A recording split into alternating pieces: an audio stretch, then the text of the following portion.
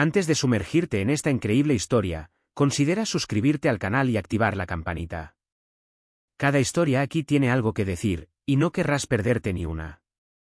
Grace Wilson tenía todo lo que necesitaba para ser feliz, un esposo al que creía amado, una casa elegante en un frondoso barrio de Atlanta y, sobre todo, sueños que llenaban su corazón, sueños sencillos, profundos y poderosos. Imaginaba la risa de los niños resonando en los pasillos, los pasitos apresurados sobre el pulido suelo de madera y los brazos regordetes rodeándola el cuello en las mañanas de Navidad. Quería una familia, no para llenar un vacío, sino porque tenía tanto amor para dar. Pero a veces la vida da giros crueles. A veces rompe los corazones más sinceros sin razón aparente. Y a veces, las cicatrices invisibles que dejan no sanan con el tiempo, simplemente se hunden más en la carne, hasta que aprendemos a vivir con ellas.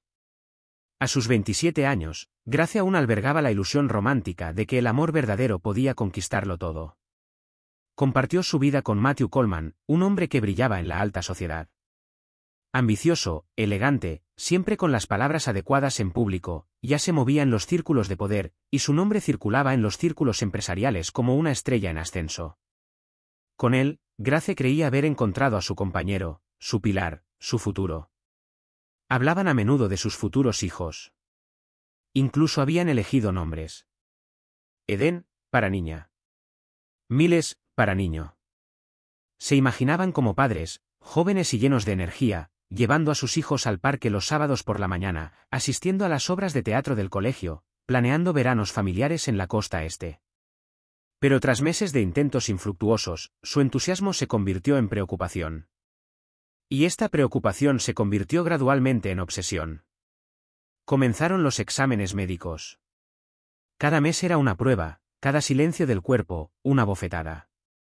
Grace consultó, regresó y empezó de nuevo. Analizaron sus niveles hormonales, sus ovarios, su útero. Pero los resultados seguían siendo inciertos, las causas indefinidas. Una zona gris, una ausencia de respuestas. Al principio, Matthew fue paciente. Ofreció palabras, pero sus ojos estaban teñidos de una inquietud que no podía ocultar. Con el tiempo, se volvió más retraído. Más duro. Menos tierno. Ya no era, su pelea, se había convertido en una carga para ella.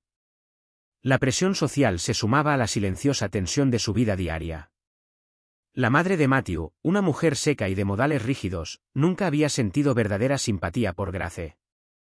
Le dijo, en pocas palabras. Una mujer digna de ese nombre da un heredero. Matthew, por otro lado, se estaba desvaneciendo. Llegaba tarde a casa, solo tocaba a Grace por obligación y se encerraba en su oficina durante horas. Huía del problema, y de Grace con él. Luego, una tarde lluviosa, todo se vino abajo.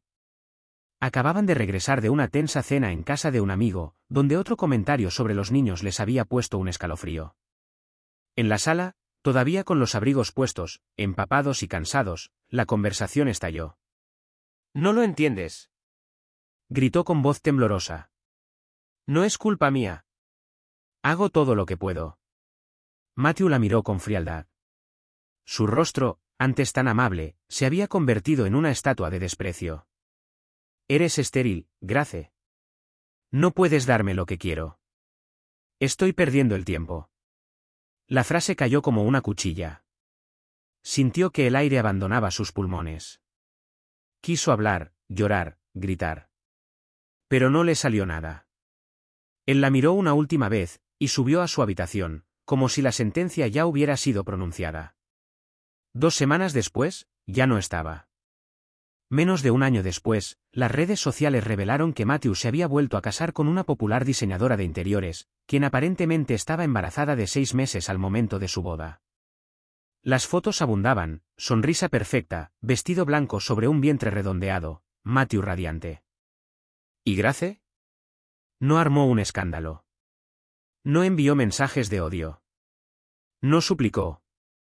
Ella hizo las maletas en silencio, vendió la casa y se mudó. Atlanta se había convertido en un cementerio de recuerdos, un teatro de humillaciones. Decidió desaparecer, no por debilidad, sino para sobrevivir. Se instaló en un pequeño pueblo de Colorado, lejos del ruido, de los juicios y, sobre todo, de todo lo que había sido mancillado. Allí, entre las montañas, los árboles silenciosos y el viento frío, emprendió algo que Matthew nunca había sabido hacer, reconstruir. Lo que nadie sabía, ni siquiera quienes la vieron desaparecer de Atlanta, era que Grace nunca había dejado de amar a los niños. Ese sueño, de ser madre, de criar, de transmitir, no había muerto con la partida de Matthew. Simplemente había cambiado de forma. Porque a pesar del dolor, a pesar de los silencios que la rodeaban, a pesar de las crueles palabras que la atacaban como si fueran un juicio, Grace no se había dejado consumir por la amargura.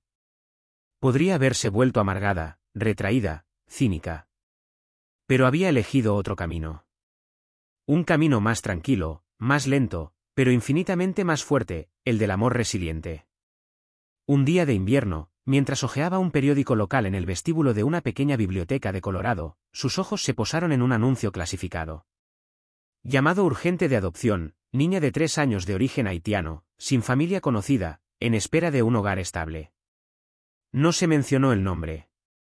Pero Grace sintió, en ese extraño momento, una resonancia. Una llamada suave y firme a la vez. Una intuición que se hizo evidente. Unas semanas después, recibió a Naomi. Pequeña, temerosa, con los ojos abiertos a un mundo que no comprendía. Había conocido el abandono, la inestabilidad y la pérdida. Pero en los brazos de Grace, por primera vez, Naomi sintió la calidez del amor incondicional. Y Grace descubrió una verdad profunda: se puede amar a un niño que nunca se ha llevado dentro como si hubiera crecido en la propia carne. Noemí fue la primera. Pero no la última. 3 años después, Grace adoptó a 2 gemelos afroamericanos, Ilaiche y Emmanuel. 2 niños de 6 años, sacados de un hogar abusivo donde gritar era más común que sonreír. Cuando llegaron a casa de Grace, apenas hablaban. Habían aprendido a desconfiar de todo. Pero poco a poco, con paciencia, ternura y estructura, Grace les enseñó seguridad. Confianza. El derecho a ser vulnerables. Luego, unos años después, le abrió la puerta a Aisa. Aisa tenía 15 años. Demasiado mayor para las agencias de adopción tradicionales, demasiado destrozada para que alguien se comprometiera. Fue de un hogar de acogida a otro, habiendo conocido las aceras, las manos sucias, las miradas depredadoras, las promesas incumplidas.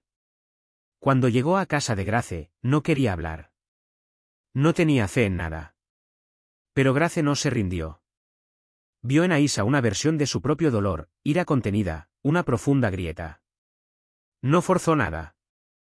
La dejó respirar, existir, reconstruirse a su propio ritmo. Y poco a poco, se tejió un vínculo. Fuerte. Indestructible. Grace quizá no llevó a estos niños en su vientre, pero los llevó a todos en su corazón. En sus brazos. En sus noches de insomnio. En sus oraciones silenciosas. Había sanado sus heridas, calmado sus pesadillas y reavivado en sus ojos la luz que la vida había intentado apagar. Pero no se detuvo allí. Con los años, Grace se había convertido en un pilar discreto pero firme de su nueva comunidad. Enseñó psicología infantil en la universidad local, con una pasión alimentada tanto por los libros como por la experiencia práctica. Sus clases estaban llenas de autenticidad, compasión y sabiduría serena. Fundó un albergue para jóvenes huérfanos y adolescentes abandonados. No solo quería salvar a sus propios hijos, sino también abrir la puerta a otros, muchos otros que eran invisibles y olvidados por el sistema. Creó un programa de apoyo educativo, talleres de resiliencia y colaboraciones con terapeutas, antiguos maestros y artistas. La Gracia se convirtió, sin buscarla, en una referencia. Un ejemplo. Una fuerza apacible. Durante 20 años lo dio todo. Amor, valores, educación, disciplina, raíces culturales. Enseñó a sus hijos la belleza de sus orígenes, el orgullo por su herencia y la fuerza de la dignidad. Nunca les prometió un mundo justo, pero les dio las herramientas para afrontarlo con inteligencia e integridad. Y crecieron. Cada uno a su manera. Cada uno con sus luchas, sus sueños, sus talentos. Y juntos, formaron una familia a la que nada ni nadie podría negarle. Una sofocante tarde de junio, el dorado de la Ritz-Carlton de Atlanta brilló bajo los focos de una prestigiosa gala, la del 25 aniversario de Empresas Coleman, un imperio construido sobre contratos, alianzas políticas y relaciones cuidadosamente cultivadas. A la cabeza de esta colosal empresa, Matthew Coleman, siempre elegante, siempre dominante. Entró en el gran salón del Ritz como un rey en su corte, vestido con un smoking negro a medida, con su reloj de oro brillando discretamente bajo la manga. Saludó a los notables, intercambiando firmes apretones de manos y sonrisas calculadas. Pero tras su elegante fachada, ya no era el hombre de antaño. Los años le habían pasado factura, sus sienes se estaban encaneciendo, sus rasgos se habían endurecido y sus ojos cansados delataban un vacío que ni el poder ni el dinero podían llenar. Sus dos hijos, que antes aparecían en las páginas brillantes de las revistas familiares, estaban ausentes, el mayor, Julian, en rehabilitación tras una sonada sobredosis, y el menor, Marcus, exiliado en Dubái tras un escándalo financiero relacionado con sobornos y cuentas en el extranjero. A pesar de todo, Matthew sonrió. Porque esta noche se suponía que sería su triunfo. La sala brillaba con 1000 luces. Una banda de jazz tocaba suavemente cerca del aparador. Las conversaciones se entremezclaban en un susurro apagado. Hasta que un alboroto inesperado se apoderó de la entrada principal. Todas las miradas se giraron. El murmullo se acalló. Y el aire, de repente, pareció más denso. Una figura entró, recta, luminosa, envuelta en un vestido de satén marfil que captaba la luz como una estrella Gracia. Su porte era majestuoso, pero no arrogante. Caminaba despacio, con la tranquila confianza que solo se adquiere al superar el dolor y emerger con dignidad. Su cabello elegantemente peinado, su mirada franca, su andar fluido, todo en ella irradiaba una profunda fuerza. A su lado caminaba 4 hermosos jóvenes adultos, todo negro, todo radiante. Noemí, sublime con un vestido burdeos, conocida en todo el estado por sus contundentes argumentos y su lucha por la justicia racial. Elías, de traje sobrio, de complexión sólida, médico de urgencias en Chicago, especializado en intervención en crisis. Emmanuel, más discreto, pero cuya tranquila presencia imponía respeto, un pianista prodigioso, sus conciertos agotaban las entradas en París, Tokio y Johannesburgo. Aisa, de traje negro, orgulloso, erguido, fundador de una ONG de supervivientes de violencia doméstica, recientemente premiada por las Naciones Unidas. No necesitaban decir ni una palabra. Su presencia hablaba por sí sola. Y en ese momento el rey depuesto reconoció a la reina que había perdido. Matthew se quedó paralizado, sintiendo que le temblaba la mano. Su copa de champán se le resbaló lentamente de los dedos y se hizo añicos en el suelo con un tintineo agudo, claro, casi simbólico. Se acercó lentamente, como si pasara por un sueño o una pesadilla. «¿Grace?» Eres tú», dijo con la voz quebrada, casi infantil. Ella lo miró. Sin ira. Sin venganza. Solo una paz formidable. Una paz cimentada en 20 años de trabajo, amor y resiliencia. Sí, Matthew. Soy yo. Y estos son mis hijos. Parpadeó con incredulidad. Su boca se movió vacilante. Pero, dijiste, que no podías tener hijos. Grace sonrió suavemente. Una sonrisa triste, pero firme. Tienes razón. No di vida con mi cuerpo. Pero cría almas con mi amor.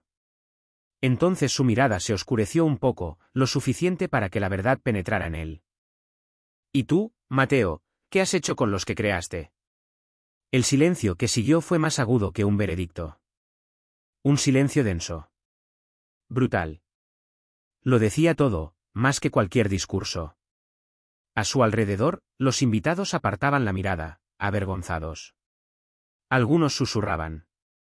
Otros miraban a Grace con admiración. Incluso los camareros parecían suspendidos en el tiempo. Matthew dio un paso atrás. Esta ya no era su fiesta. Este ya no era su trono. La verdadera grandeza acababa de entrar en la habitación, y llevaba el nombre de una mujer a la que una vez había destrozado.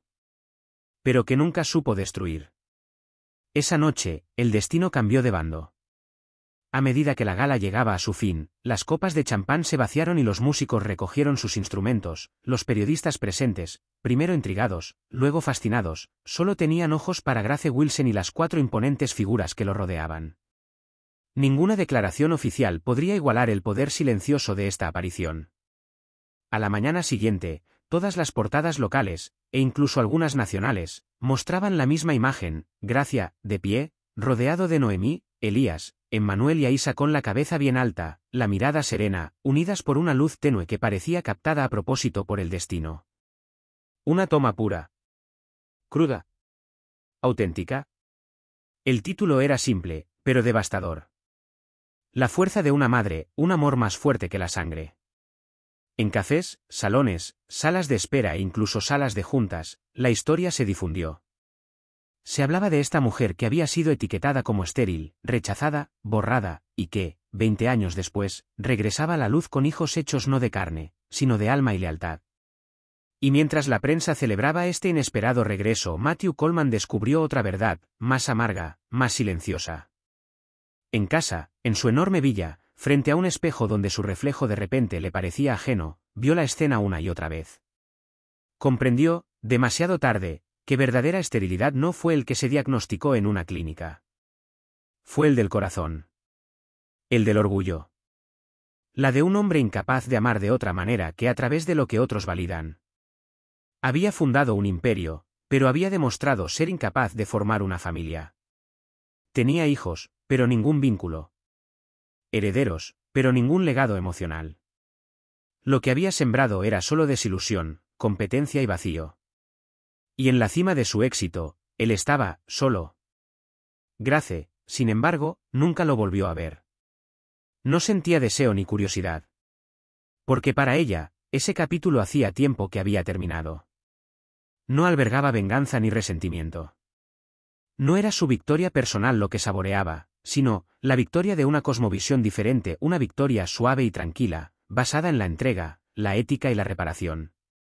Esa noche, Grace ya no era la mujer abandonada y herida, reducida a una etiqueta médica. Ella se convirtió en un símbolo viviente. La de la resiliencia. De la maternidad elegida. Amor incondicional que trasciende la sangre, las leyes biológicas, las normas sociales. Ella fue la prueba de que uno puede resurgir de las ruinas y construir un palacio con las piedras que nos arrojaron. Ella era, para sus hijos y para tantos otros, invisible, la definición más hermosa de la palabra mamá. Y en los corazones de los asistentes aquella velada, una verdad quedó indeleblemente anclada. La grandeza no está en lo que uno tiene sino en lo que cría.